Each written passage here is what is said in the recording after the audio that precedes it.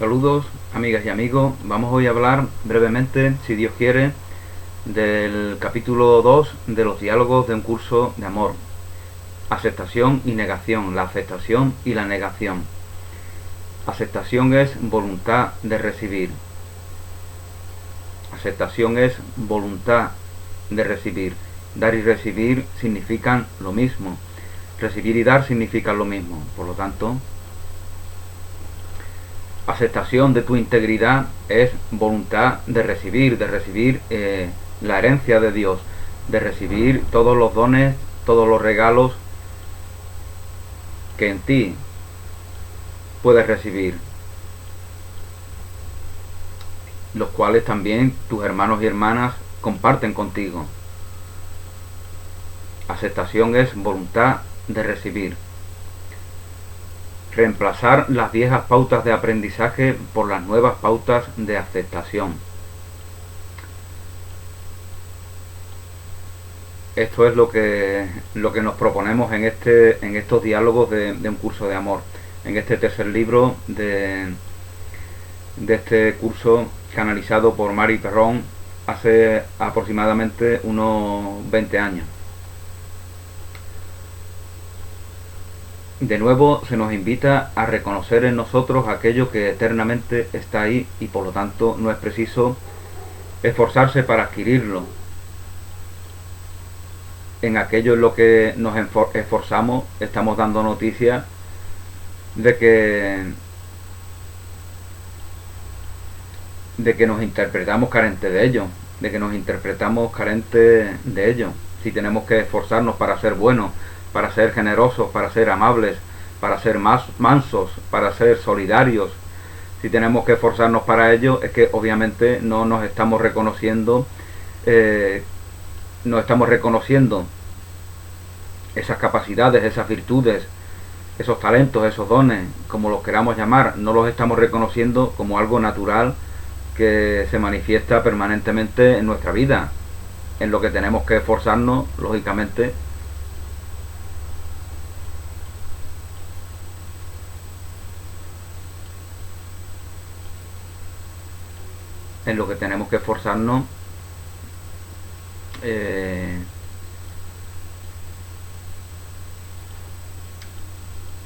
lo estamos ubicando como algo ajeno a nosotros, que tenemos que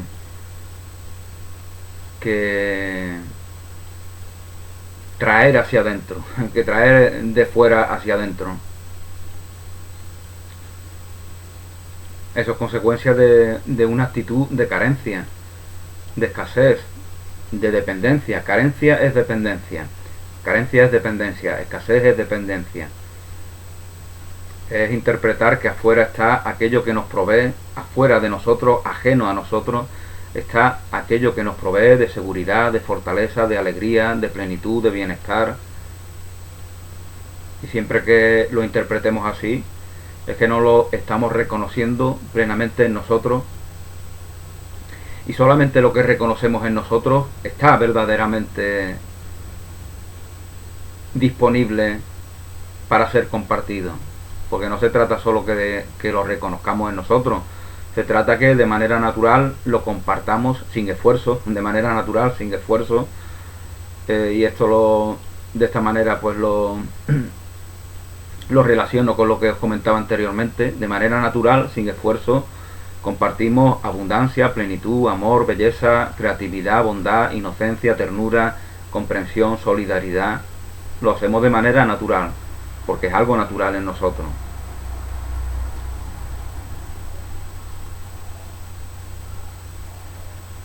En la medida en la que no lo reconocemos como algo natural, nos esforzamos. Esforzar que viene de forzar, ¿no? Aquel que se esfuerza, pues se está maltratando, ¿no? Es un masoquista. Cuando dispone para sí de toda la fortaleza infinita, cuando se reconocen esas fortalezas y se las reconoce en sí, pues lógicamente ya no es preciso esfuerzo alguno. Fijaos que esto no significa que ya no trabajemos por metas, por objetivos. No solo no significa eso, sino que ya de manera incondicional estamos en disposición de, de trabajar por esas metas, por esos objetivos, y de hacerlo de manera gozosa, porque el gozo del presente, el gozo de este momento presente, el gozo del camino, nos da noticia de la alegría del destino.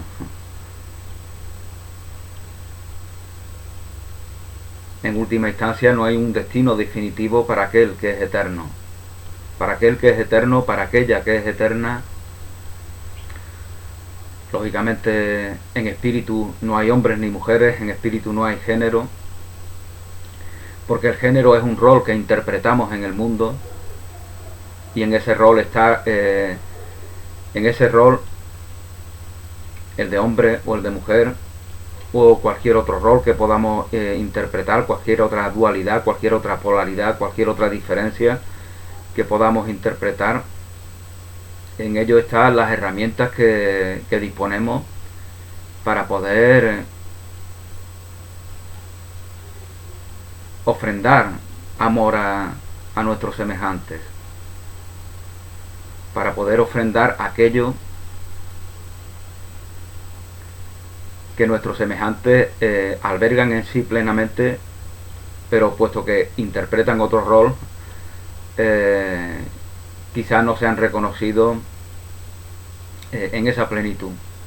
Y nosotros, que somos mujeres o que somos hombres, podemos compartir todo ese tesoro, toda esa riqueza que está igualmente en sus receptores, en los receptores de aquello que compartimos. Y bueno, esto es lo que os comentaba también en otros vídeos. La relación se da gracias a que somos diversos, a que somos diferentes, y eso es algo maravilloso, porque si no, no se podría dar la relación. Si todos fuéramos iguales. Vemos hoy que hay personas obsesionadas con la igualdad, y realmente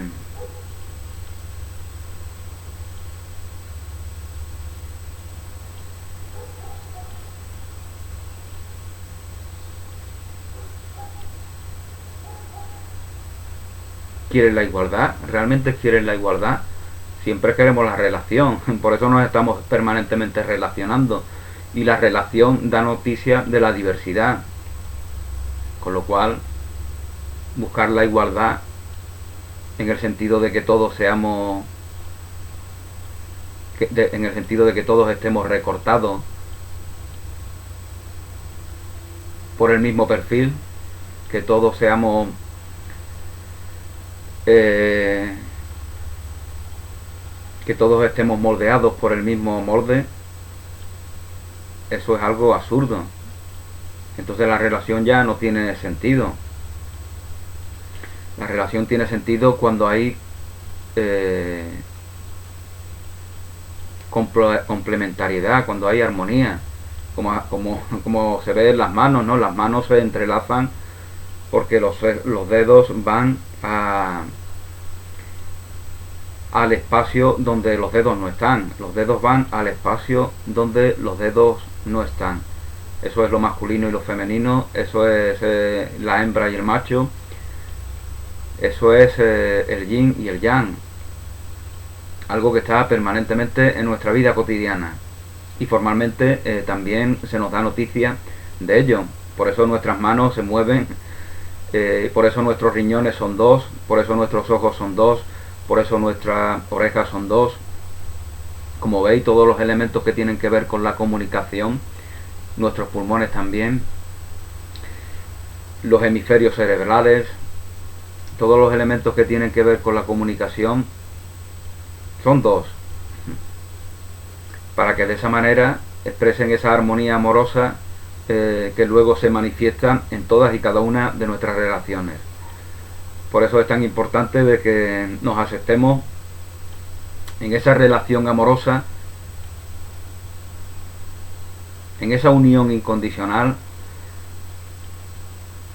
de todo lo que aparentemente es diverso, es diferente, es distinto. Y en este curso de amor, pues lógicamente, como ya todos sabemos a estas alturas, a la altura de este tercer libro, la unión incondicional de mente y de corazón, de pensar y de sentir, de pensamiento y de sentimiento, de todo el universo mental y de todo el universo sensitivo, la unión incondicional de ello nos da noticia de la unidad en la cual somos creados. Y es nuestro objetivo, reconocernos en esa unidad. Nos tenemos que reconocer, lógicamente, la unidad en nosotros, porque si nos interpretamos como algo separado, donde el corazón y la mente van por lugares distintos, entonces es completamente imposible que nos relacionemos en la unidad con nuestros semejantes, con toda la creación, porque no nos estamos aceptando a nosotros en la unidad.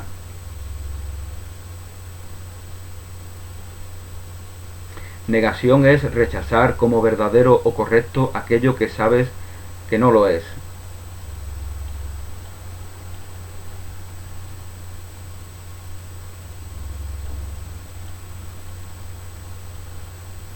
Eso es la negación, según se nos dice textualmente en este capítulo. Rechazar como verdadero o correcto aquello que sabes que no es ni verdadero ni correcto. El rechazo de la insensatez, por ejemplo. El rechazo de aquello que no es sensato, de aquello que no es razonable.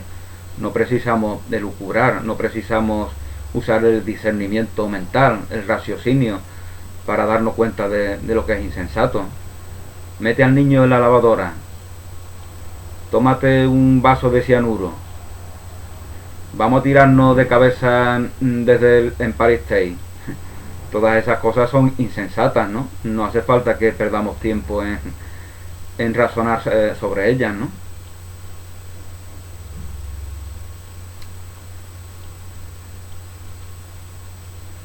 Bueno, pues se nos dice que ambas son negación y aceptación, son una única acción, verdaderamente. Tú sabes qué hacer. Tú sabes qué hacer. Eso nos dice Jesús aquí en este segundo capítulo. Y con esto se nos recuerda lo que Jesús decía en la cruz. Perdónalos, Señor, porque no saben lo que hacen. No saben lo que hacen. No saben lo que hacen porque son dependientes. No saben lo que hacen porque necesitan excusarse en algo ajeno a sí mismos.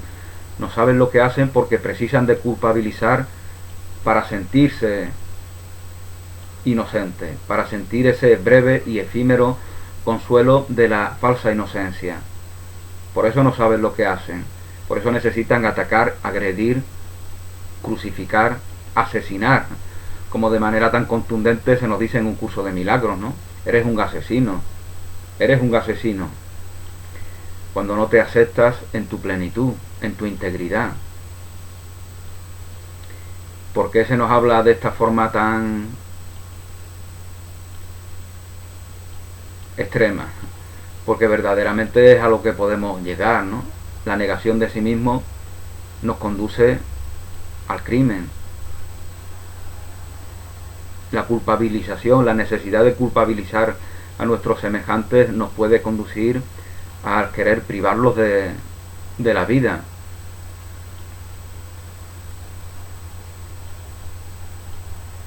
Entonces, como veis aquí, no es un tema menor.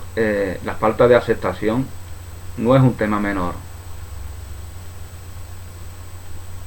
Este mundo en el cual se ven tantas tragedias, tantos dramas, tantos conflictos, tantos ataques, no es más que la consecuencia de la falta de aceptación. Bueno, pues os comentaba que nos dice Jesús que tú sabes qué hacer, tú sabes lo que haces, tu conciencia ya está despierta, tú sabes lo que es sensato, lo que es razonable, lo que te permite que sigas en tu paz, que sigas en tu gozo, que sigas en tu alegría, tú lo sabes. Tú no tienes necesidad de crucificar, de atacar. Tú no estás perdido en el caos de la ignorancia. Tú estás ya transitando un camino que te lleva a la luz, porque estás reconociendo en ti esa luz. Tú sabes lo que haces.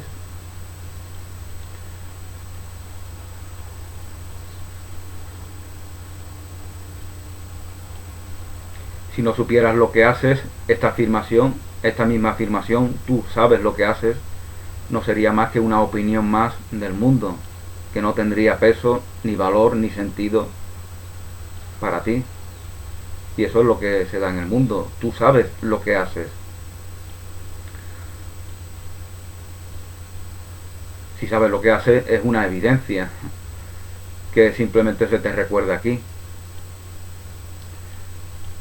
Si no te das cuenta que has aprendido todo lo que necesitas aprender, retendrás la conciencia del yo individual en lugar de admitir el conocimiento de Cristo. El fin del aprendizaje ha llegado. En este punto ha llegado el fin del aprendizaje. No estoy afirmando que haya llegado a mí como personaje el fin del aprendizaje. No estoy afirmando de que yo esté en un nivel que no están aquellos que no son yo. No estoy afirmando nada de eso. Estoy afirmando que a estas alturas, a las alturas de los diálogos de un curso de amor, el fin del aprendizaje ha llegado.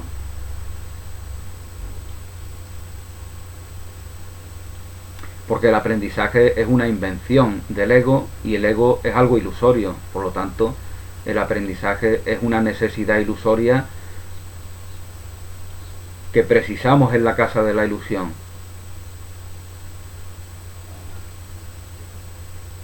Y no pasa nada. Las ilusiones no están para que nos enfrentemos a ellas, para que las neguemos, para que las condenemos. El mundo de las ilusiones, el laberinto de las ilusiones está ahí para que nosotros gozosamente transitemos por ese laberinto hasta que definitivamente lo trascendamos. Para eso está ahí.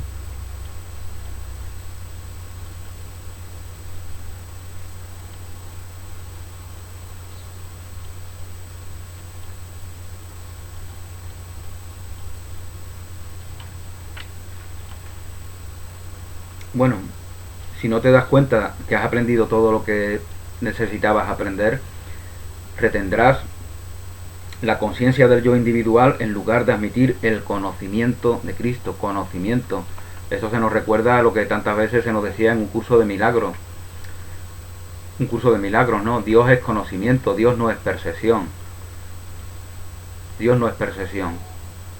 Por lo tanto, una vez que es aceptado plenamente ese conocimiento, el conocimiento de Cristo, todo lo que sea percepción no es más que una herramienta de la cual hacemos uso, con conciencia de ello. Como este bolígrafo, yo escribo muchos poemas, escribo muchas reflexiones, escribo cosas hermosas y otras que no lo son con este bolígrafo, pero este bolígrafo es algo neutro. Este bolígrafo no crea, no inventa, no fabrica. Sin embargo, sin él no lo hubiera podido escribir. Es una herramienta.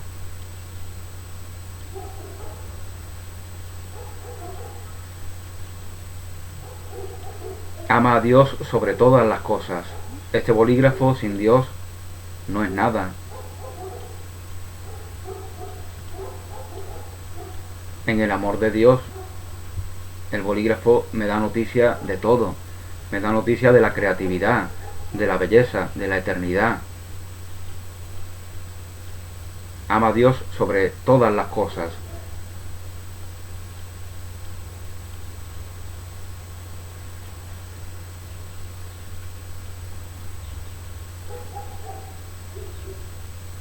Porque lo único que es verdad en todas las cosas es Dios.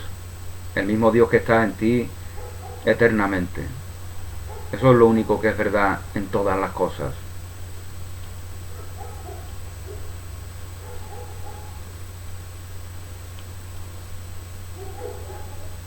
Bueno, ya como os comentaba en algún vídeo, ¿no? Eso que se dice de que la fe en Dios hay que guardarla para la vida privada. Eso lógicamente aquel que despierta o que tiene voluntad de hacerlo a la conciencia es una afirmación, una invitación absurda, ¿no? Dios lo es todo en la vida. Por lo tanto, Dios es amor. Todo lo que no es Dios, todo lo que no es amor, es un elemento de esa casa de las ilusiones, que no es más que aprendizaje, que no es más que una realidad transitoria. Por lo tanto, a Dios lo compartimos permanentemente. Compartir Dios es compartir alegría, compartir amor, compartir bondad, compartir creatividad. Dios está presente permanentemente en nuestras vidas y no puede ser de otra manera, porque si no está Dios, estará algo ilusorio. Entonces nosotros decidimos qué quieres que esté en tu vida aquí, ahora y siempre: Dios o un elemento ilusorio, o un elemento de aprendizaje, o un elemento transitorio que en un momento dejará de estar en tu vida. Queremos que estés en Dios y que lo estés siempre, porque decir Dios es decir esa verdad que nos hace libres, como bien decía Jesús de Nazaret en los evangelios.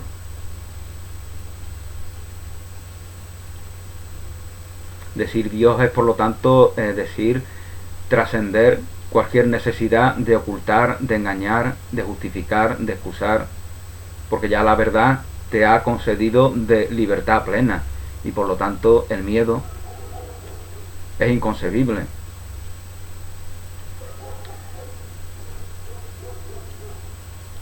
Bueno, se nos habla también de aprender la verdad y no aceptarla. Se nos habla también de que aprender la verdad y no aceptarla es una locura. La verdad no es algo que se aprenda, pero nosotros podemos utilizar esta expresión. El amor no es algo que se aprenda, pero hay una educación que da noticia de la voluntad de que aquellos que se están educando vivan gozosamente en el amor. Por lo tanto, se educa en el amor. El amor se educa también. Hay una educación que está conforme con el amor, con la integridad, con la plenitud, con la verdad. Que no es una falsa educación a través de la cual queremos buscar vías para culpabilizar, ¿no? Como vemos en esos sistemas en los cuales se castigaba a los niños. Cualquier castigo a un niño o a una niña pues da noticia de la incapacidad para educarlos, para educarlos en el amor. Y no es más que una culpabilización de las que siempre hablamos. Una culpabilización que hace aquel o aquella que se siente culpable. Porque todas las culpabilizaciones a nuestros semejantes son la consecuencia, el efecto de sentirnos culpables, y todo efecto verdaderamente es lo mismo que la causa. Siempre que haya sentimientos de culpa, pseudo sentimientos de culpa, porque para mí no son sentimientos de verdad. Los sentimientos verdaderos son los que hablan del amor, de la verdad, de la belleza, de la eternidad. Esos son los sentimientos verdaderos. Los otros son amagos de sentimientos o sentimientos distorsionados. Siempre que haya esos pseudo sentimientos de culpa, necesariamente habrá culpabilizaciones a nuestros semejantes. Con lo cual aquí vemos que la culpa no aporta absolutamente nada. Aquel que dice me siento culpable no pasará mucho tiempo en el que esté enfocado en algo o en alguien que precise de culpabilizar. La culpa no aporta absolutamente nada. La propia idea de culpa es la que pone en entredicho la verdad de la plena, de la abundante, de la infinita inocencia en la que Dios nos crea. Y solo en la aceptación de esa inocencia infinita puedes reconocer tu verdadera vida, tu vida eterna. Todos los sistemas se han basado en entender el mundo que te rodea en lugar del mundo dentro de ti. Los sistemas del mundo se han basado en entender el mundo que nos rodea como si el observador fuera algo ajeno a ese mundo, en lugar de entender el mundo dentro de ti, en lugar de entenderte a ti mismo, de comprenderte a ti mismo. Conócete a ti mismo y conocerás el universo. Así decían los antiguos, ¿no? Universo, que significa regreso a la unidad. Conócete a ti mismo en esa unidad incondicional de mente y corazón, y entonces ya estás capacitado para conocerte y para aceptarte en la unidad con todo lo creado. Universo, que significa regreso a la unidad, regreso a la conciencia de unidad. En el interior es donde el mundo real y todos tus semejantes existen unidos por el conocimiento de Cristo. En el interior es ahí donde todos tus semejantes y toda la creación existen unidos por el conocimiento de Cristo. Los cambios en el interior conllevan cambios en el exterior, no al revés. Los cambios que se dan en tu interior necesariamente implican cambios en el exterior, porque ya tus percepciones han cambiado, porque ya tus percepciones están siendo santificadas, porque ya no te estás enfocando en el error, en la tara, en el defecto, en la enfermedad, en la carencia. Ya no te estás enfocando en ello, porque no los estás reconociendo en ti. Cuando tú te reconoces en la abundancia, en la plenitud, en el amor, en la belleza, en la incondicionalidad divina, pues lógicamente tus percepciones de manera automática se alinean con aquello en lo que tú te estás reconociendo. Entonces ya estás capacitado para ver a tus semejantes en la verdad de lo que son, para reconocer en ellos la divinidad. Mirar en el interior es recurrir al verdadero yo y al conocimiento compartido por todos para crear una nueva respuesta.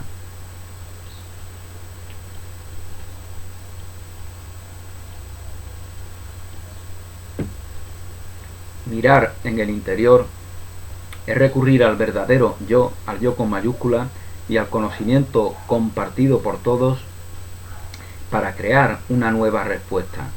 La respuesta a la única pregunta pendiente. La pregunta sobre cómo mantener el conocimiento de Cristo en la forma. La pregunta sobre cómo mantener el conocimiento de Cristo en la forma.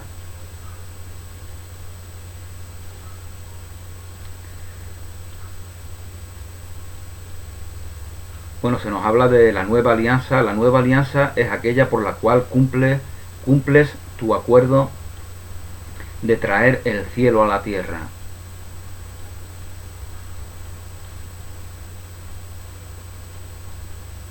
Y guiar a tus hermanos. La nueva alianza es aquella por la cual cumples tu acuerdo de traer el cielo a la tierra y de guiar a tus hermanos y hermanas. La aceptación de esta promesa es la aceptación de ti mismo. Eso se nos dice textualmente.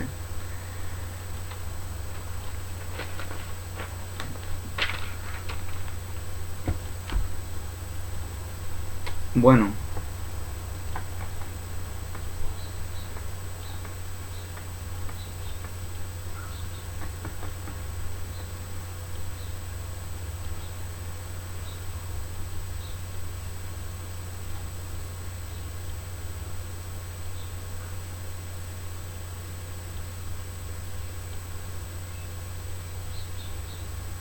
los antiguos patrones son difíciles de negar, se nos dice textualmente. Los antiguos patrones son difíciles de negar porque a veces te han proporcionado una certeza falsa. Bueno, vemos que en la vida cotidiana ya esto es lo que os comentaba en alguna que otra ocasión. En el mundo, si nos retienen los ídolos, si nos retienen las ilusiones, es porque lógicamente ellos nos proveen de alguna satisfacción. Es lo que os comentaba de aquel que todos los días da portazos, de aquel que todos los días pega gritos a sus semejantes, de aquel que todos los días humilla a sus hermanos y hermanas. Lo hace porque eso le le provee de una energía limitada, pero que él siente que precisa, que necesita, y por lo tanto sigue un día y otro día, una semana y otra semana, un mes y otro mes, un año y otro año, sigue toda la vida ahí, ¿no? Os comentaba que esto hace poco eran las experiencias que se daban, ¿no? Las personas contraían matrimonio y se llevaban 50, 60 años para tener una experiencia, un aprendizaje compartido que hoy día necesitamos solamente de 5 o 6 días, a veces incluso de 5 o 6 horas. No necesitamos más tiempo para recibir ese aprendizaje compartido. Por eso hoy se dan esas relaciones tan breves, que tienen sentido. No estoy hablando de relaciones que acaben en romances íntimos.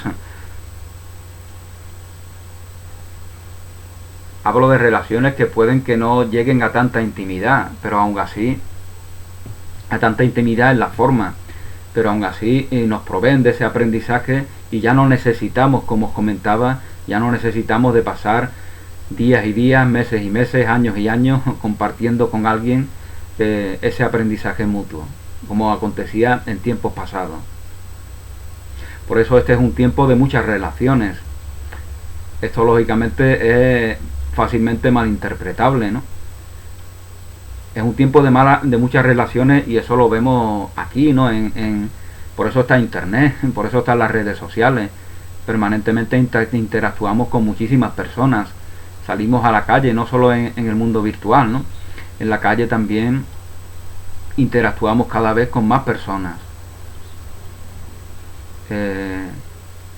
Cada vez es más amplio el círculo de personas con las cuales compartimos experiencias, compartimos aprendizajes, compartimos situaciones en las cuales se dan relaciones. Pero bueno, estaba hablando de cómo en el mundo de las ilusiones se nos provee de satisfacciones pequeñas, breves, pasajeras, y eso es lo que hace que se nos retengan. Por lo tanto, es importante que trascendamos esa necesidad de buscar satisfacción en base a causar un perjuicio a nuestros semejantes. Porque lógicamente aquel que grita, aquel que ataca, aquel que da portazo, aquel que obra de esa manera, entiende de que la satisfacción es algo pequeño que yo me gano para mí porque se la he quitado a otro. Yo me la gano para mí porque se la he quitado a otro, que ahora se siente mal, porque se siente despreciado, porque se siente insultado o lo que sea. Esa es la dualidad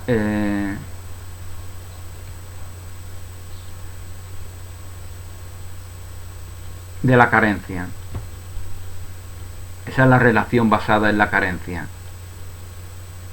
Y como veis, en ella también puedo aplicar mi poder para proveerme de una pequeña satisfacción, pero porque no me he reconocido a mí en mi plena integridad, en mi plena aceptación, que no precisa de esas migajas, que no precisa de esas migajas, que no precisa de esas pseudo satisfacciones que precisa aquellos que necesitan atacar, aquellos que necesitan recargarse en lo ilusorio, porque aquel que se reconoce en esa fuente de vida que te provee de esa carga, de esa agua que, como bien decía Jesús, hace que ya no necesitemos de beber más, y esto es un símbolo que hay que interpretar mucho más allá de lo que significa el agua. Como veis, permanentemente nos recargamos, ¿no?, de alimento, de bebida. Esa es la percepción basada en la carencia. La percepción basada en la abundancia es aquella que nos dice que el agua está cumpliendo una función trascendente y que nosotros formamos parte de un círculo, de un circuito que permite que el agua cumpla esa función. Esta es la relación basada en la abundancia, no en la dependencia.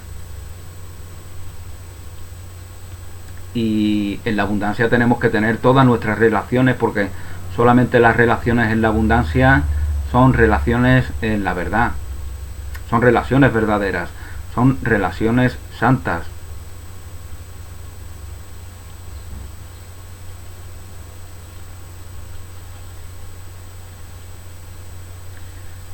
Bueno, pues se nos decía que los antiguos patrones son difíciles de negar. Bueno, esto de difícil es una etiqueta, ¿no? Como siempre digo yo, difícil, fácil. Esas son etiquetas que nosotros usamos y nos condicionamos a nosotros mismos si abusamos de ese uso. Con lo cual no nos conviene mucho abusar de ese uso, ¿no? No puede ser difícil ser lo que tú eres. No puede ser difícil ser lo que tú eres naturalmente.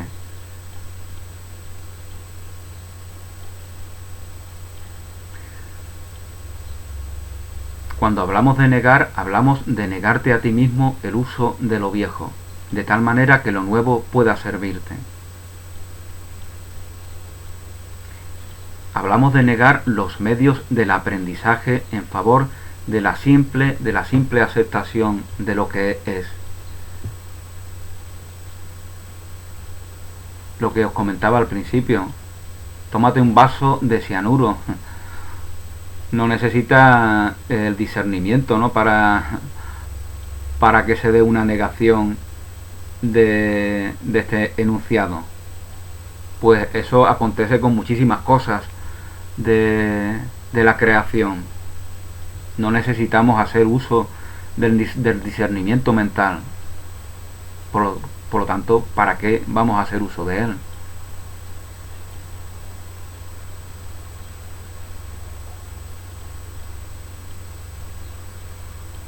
Si no está si es que esa mente aprendida no está para que nos provea de un avance más allá de lo que esa mente aprendida y limitada delimita, con lo cual no podemos delegar en una herramienta.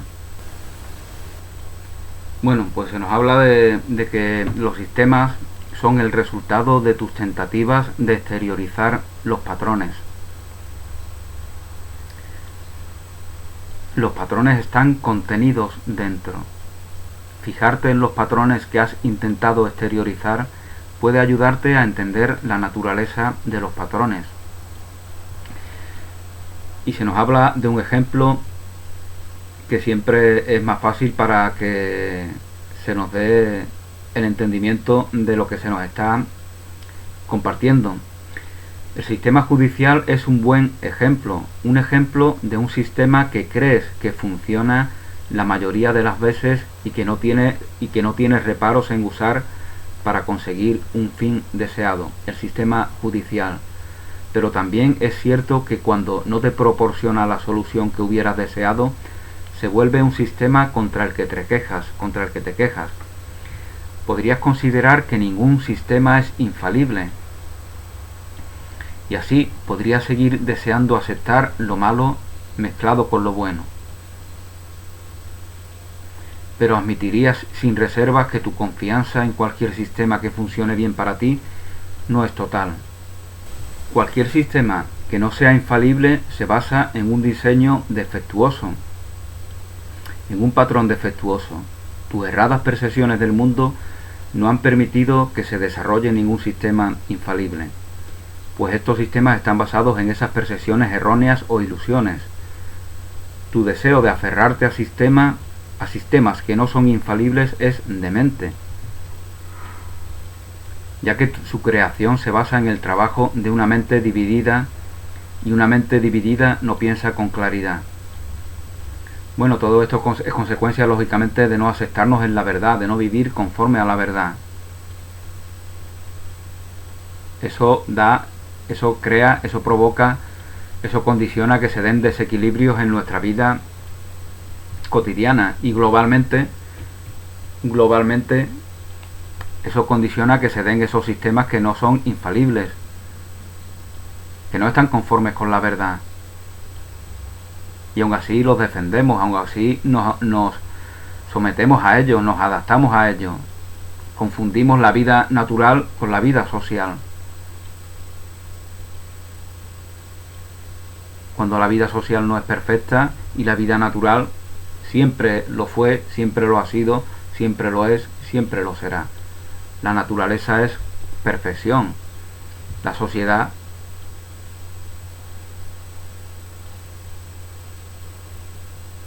y paradójicamente de esto dan noticia incluso los que más defienden el concepto de sociedad. La sociedad está llena de injusticias, de crueldades, de desequilibrio. Por lo tanto, en la sociedad no se da un sistema que sea perfecto, como la propia naturaleza lo es.